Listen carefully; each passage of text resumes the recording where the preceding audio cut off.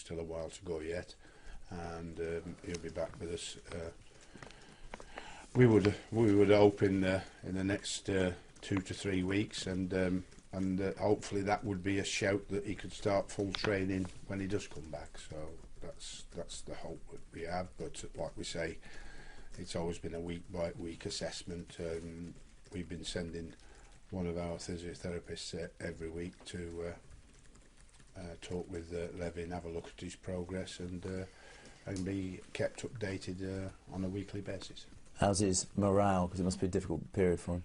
He's frustrated, of course. I think he'd be desperate to play football again. It's what he loves doing most of all, and of course we'll be only too pleased to get him back in amongst the squad when we get the chance.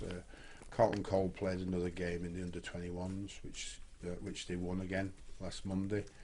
Our under-21s are top of the league, which is great news from the younger end of the football club developing.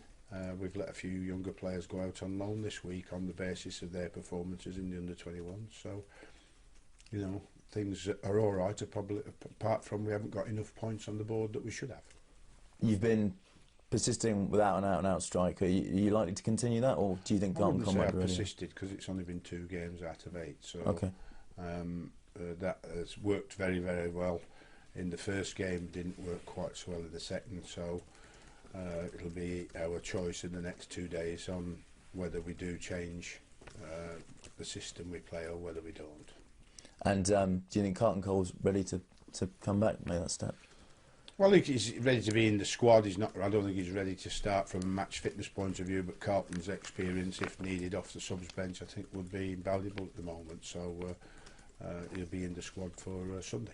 Can I ask you, Sam, this racism row in Russia's dominated the headlines of the last 24 hours, suggesting today that players could boycott the World Cup in 2018. As a manager, is that something you'd support if your players were feeling that they couldn't play at a tournament? Well, you don't want to see some of the best players in the world not attending the World Cup, I think that it determines what UEFA's stand is going to be. I think if UEFA satisfy particularly Yaya Toure with the sort of punishment that may deserve now, then that might be sufficient to